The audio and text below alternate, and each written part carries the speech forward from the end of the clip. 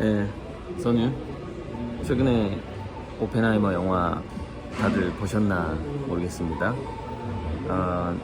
우리 유튜브에 댓글을 다시는 연재빈님이 2번이나 여기를 왔다 가셨어요. 그래서 오펜하이머 얘기를 저한테 해줬어요. 왜냐면 제가 안 봤을 게 뻔하니까. 그래서 오펜하이머의 초반에 보면은 피카소 입체파 그림이 오랫동안 나온다고 하더라고요. 그래서 그 피카소 그림을 보는 오펜하이머의 모습도 나온다고 합니다. 저는 안 봤으니까 어떻게 되는지 모르는데 조선일보에 아트 스토리가 나왔어요. 그래서 그때 영화에서 나왔던 그림이 이거라 합니다. 지금도 하고 있나 모르겠는데 오펜하이머 이 그림인데, 기사를 보면 이제 피카소와 오펜하이머 해서 조선일보에 나왔는데, 보면은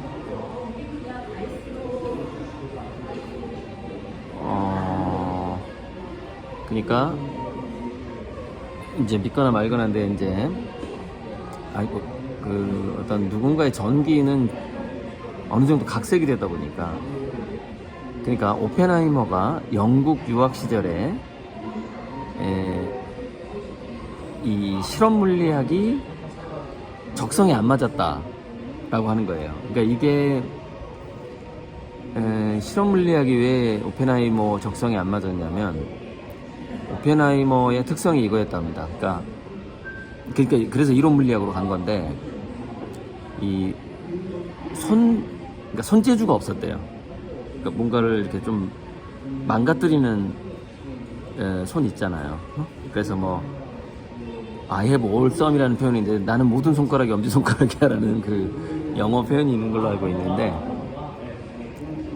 이게 손동작이 잘 안 되는 거예요, 오펜하이머가. 그래서 실험 물리학의 적성이 안 맞는 거죠. 실수를 많이 하는 거예요. 그래가지고 이제 우울증과 향수병에 시달렸다. 마침내 그 원자의 아버지 닐스보, 양자역학의 아버지의 호칭도 있을 것 같은데, 닐스보가 아인슈타인하고 이렇게 토론하고 하는 것 때문에 닐스보가 양자역학의 아버지 같은 사람인데, 닐스보를 만나서 양자역학 세계에 발을 내딛던 즈음 미술관을 찾은 그의 눈을 사로잡은 게 바로 이 그림이다. 영화에서는 이례적으로 오랫동안 이 그림으로 화면을 가득 채웠다. 그러니까 좀 연재빈님도 그렇게 표현을 하더라고요. 이 피카소 그림이 많이 나온다, 오래 나온다고 표현을 하더라고요, 그 영화에서. 그래서 피카소는 서양 미술의 그러니까 고전 미술을 깼을 뿐만이 아니라 고전 물리학을 깨는 그림이죠. 이게 고전 물리학을 깨버린 거죠. 그래서 이렇게 표현합니다. 이 기사에서는 이처럼 종전의 틀을 깨고 세상의 이면을 보며 시간과 공간 개념을 새롭게 세운 피카소의 작품 이후로 오펜하이머는 고전 물리학의 틀을 벗어나기 시작했다. 물론 그가 미술관에만 간 건 아니다. 오펜하이머는 스트라빈스키를 들으며 T.S. 엘리엇의 황무지를 읽었다. 상식을 뛰어넘는 상상은 예술에서 온다 라고 얘기를 하는데, 이제 제가 전에 영상에서 자주 얘기를 했다시피, 아인슈타인과 피카소가 공존하던 시기까지는 예술이 과학적인 영감을 좀 더 앞서갔어요.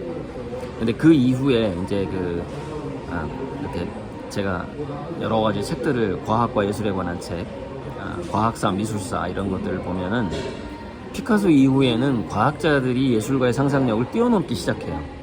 그래서 지금은 과학이 예술을 오히려 이끌어가는데, 예술가들이 과학계에서 일어나는 혁신이라든가 새로운 생각들을 오히려 못 쫓아가는 상황인 거죠. 그러니까 저 같은 경우에는 재빠르게 쫓아간 겁니다. 그 과학적인 변화를. 이미 제가 태어났을 무렵에 그 하버드에서 강연이 시작됐던 다세계 해석, 평행우주론.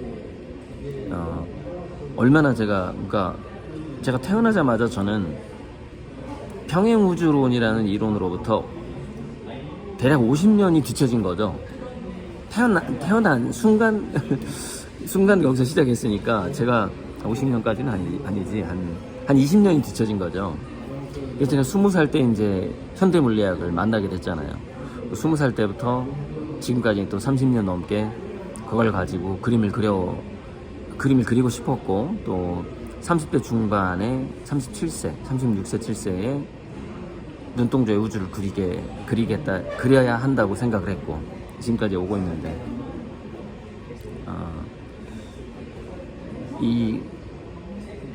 그러니까 양자 물리학을 이해한다고 말하는 사람은 거짓말이다라고 말을 하듯이 굉장히 심오하고 오묘한 세계를 설명을 하다 보니, 그 과학자들도 잘 설명을 못하는 게 이쪽 양자 물리학의 세계고 양자의 세계인데, 그것을 휴 에버렛의 평행우주, 그러니까 확률 붕괴 순간, 딱 파동이 입자화되는 순간, 그 순간을 최초의 그 관찰이라는 눈, 거기다가 우주를 그려서 제가 이제 평행우주를 그리는 화가가 된 거죠. 됐는데, 제 이 평행우주를 그리는 그림은 고전 물리학의 틀을 깨는 피카소의 그 입체파 그림이 우리 인류 문명에 영향을 끼쳤는데, 어느 정도 그게 이제 오펜하이머의 영화에 나오는 것이고, 제가 전부터 이렇게 얘기했어요. 그것의 100배 이상의 인류 문명에 영향을 끼칠 수 있다, 제 그림은. 저는 그렇게 생각합니다. 그런 생각이 있기 때문에, 그러니까 뭐 20세기가 피카소의 세기였다면 21세기 이후는 고리들 화가의 세기가 될 것이다. 뭐 이런 걸 인터뷰에 제가 자신 있게 얘기를 해왔죠. 눈동자의 우주 그림이라는 것이 바로 그 양자 물리학의 확률 붕괴 순간을 담았기 때문에, 이거는 물질, 우리의 몸인 물질, 그다음에 우리의 그러니까 해석의 주체인 우리의 마음, 그 다음에 알 수 없는 그 현상의 원리를 만들어내고 주재하는 이 우주 또는 우주의 마음 또는 하나님, 이것이 하나로 뭉친 그림이에요. 그래서 몸과 마음과 영혼이 한꺼번에 영향을 줄 수 있다, 이렇게 보는 거죠. 제 그림이 한꺼번에 영향을 준다. 그래서 이제 그게 거기서 저는 양자의학적인 효과가 제 그림에 분명히 있을 수도 있다고 생각을 했는데 정말로 그 효과가 있는 것으로 이제 드러나고 있는 거죠. 그래서 이제 여기서 막 더 심하게 말하면은 이제 그 이상하게 이제 사이비 교주화 되니까 그거는 심하게는 얘기 안 할 텐데, 제 그림을 걸고 이제 잘 걷지도 못하던 분이 걷고 골프 치고 뭐 그런 케이스. 그다음에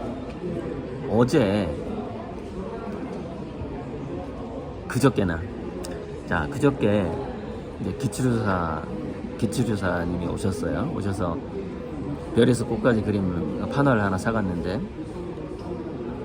자기랑 같이 그 교수 이름 까먹었는데, 그 한의학 교수 밑에서 같이 공부하던 철도청 공무원이 있는데, 그 철도청 공무원이 그 아들, 딸이 있는데, 아들이 ADHD예요. 그래서 백방으로 이렇게 자기 아들의 그 증상을 치료를 하려고 하다가, 이제 자기도 어떤 기혈 치료에 대해서 알고 있기 때문에 제 그림이 자기 아들한테 도움이 될 거라고 생각을 한 거예요. 그래서 상당히 좀 살짝 독촉을 해서 일찍 가져갔어요. 그 아들은 사주에 금이 없기 때문에 크고 흰 태양을 그려줬어요. 그 유성도 제가 유성을 그릴 때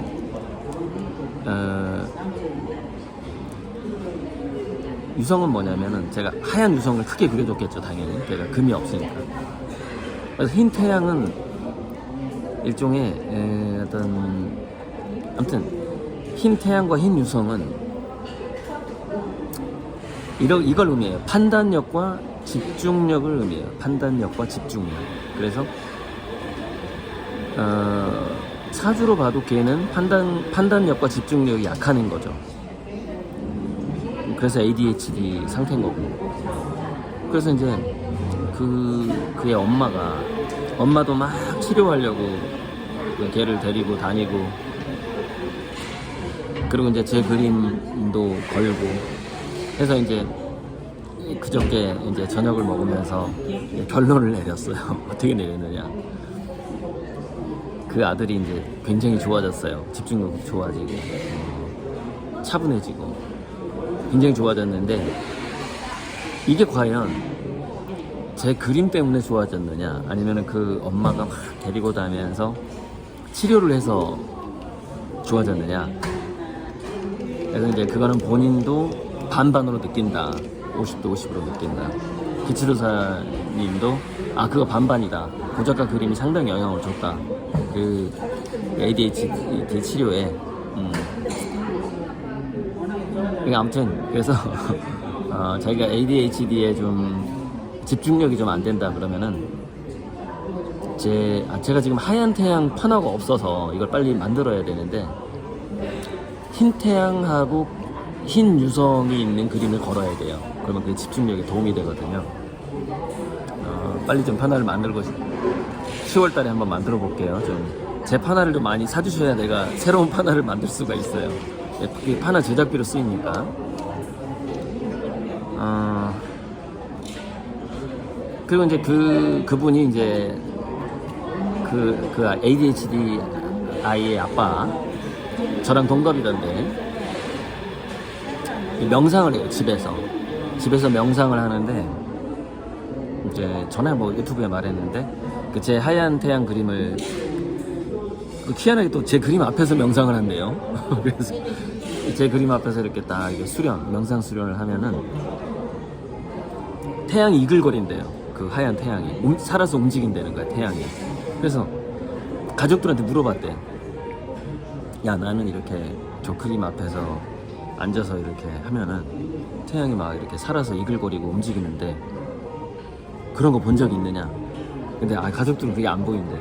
근데 자기 눈에만 그게 보인다는 거예요. 그러니까 그게 이제 기감이 좋은 거죠. 기를 되게 잘 느끼는 거지, 그 사람이. 그래서 그런 좀 그저께 저녁에는 좀 과음을 했는데 1차, 2차까지 마셨는데, 그런 어떤 재밌는 얘기를 하면서 제 그림을 직접 걸고 자기 자녀의 ADHD가 치료가 되고, 또 자기는 그 그림 앞에서 명상을 할 때마다 그 이글거리는 태양을 본다는 그 고백을 들었는데, 기치료사님이 이런 걸 녹음해야 돼, 이런 걸. 근데 괜찮다고. 그런 거 그냥 내가 나중에 요약해도 된다고. 그래서 이제 그때 좀 그분도 생각해보니까 아미고잖아요. 근데 아미고 활동을 잘 안 해요. 그러니까 그림만 그냥 딱 사가서 자기 애기만 이렇게 애기를 위해서 그림만 사갔지 그 팬클럽에도 없고 그래요. 그래서 제가 깜빡해서 도마를 안 드렸어. 그래갖고 도마를 이제 여기 전시 끝나고 택배로 선보놓은 도마를 택배로 드리기로 했어요. 그래서 정말 생생하게 그걸 녹음할 수 있었는데, 그게 사실 요즘에는 제가 술 취한 모습을 좀 안 찍고 싶더라고요. 그때 술을 마시고 있어갖고 막 얼굴 빨개지고 이게 가급적 안 찍고 싶어갖고, 그래서 제가 이제 간접적으로 한 이틀 후에 이틀 전 저녁 술자리에서 있었던 얘기를 꼭 남기고 싶었고, 또 그 연재빈이 오펜하이머 얘기를 해줬는데 마침 신문 기사가 나서 이 그림에 대해서 한 번 더 예술과 과학의 관계, 그리고 제 그림이 앞으로 어떤 인류 문명을 새로운 경지로 이렇게 진화하게 하는 데 있어서 분명히 제 그림이 어떤 역할을 할 것이다. 거기에 대한 얘기도 많이 나왔어요. 많이, 그저께 정말 많이 나왔는데 너무너무 신비주의해가지고 다 말을 할 수가 없어요. 그래서 분명히 제 그림, 이거 해드릴게요. 그래가지고 이제 샘 알트맨의 오픈 AI의 홍채 코인이 지금 월드 코인이 나오고 있잖아요. 그래서 저는 이렇게 생각을 했어요. 분명히 세계적으로 성공한 표준화되고 있는 어떤 가상화폐, 암호화폐의 최강자가 분명히 등장을 할 것인데 그 최강자와 내 그림이 손을 잡게 되는 걸까라는 생각이 잠깐 들었단 말이에요. 그래서 그거를 한번 물어봤어요. 그렇게 갈 것 같냐? 이제 기츠르사님은 미래를 어떤 약간 몸으로 느끼는 그런 능력이, 우린 누구나 다 있어요. 누구나 다 있는데 그거 예민하니까. 근데 결론이 이렇게 나오는 거예요. 아니라는 거예요. 그냥 제 그림이 전 세계적인 그림이 되면서 제 그림을 담보로 한 토큰이든 코인이든 간에 그냥 제가 발행한다는 거예요. 근데 그게 그냥 이렇게 기축통화처럼 퍼진다는 거예요. 그러니까 누구랑 손잡을 생각하지 말라는 거예요. 그냥 그림 열심히 하면 된다는 거예요. 그리고 거기서 독자적으로 그냥 큰 하나의 기축통화의 세계가 열린다. 그러니까 뭐 누구랑 뭐 손잡고 그럴 게 전혀 없다. 딱 이런 식으로 나오는데, 제가 이제 동업도 해보고 또 직원도 뽑아보고 사람들 도와주고 너무너무 머리 아픈 거예요. 진짜 혼자 독자적으로 하는 게 맞는 것 같다. 그리고 그게 저도 편하고 그런 이야기도 나오고 했습니다. 네, 오늘 여기까지 하겠습니다.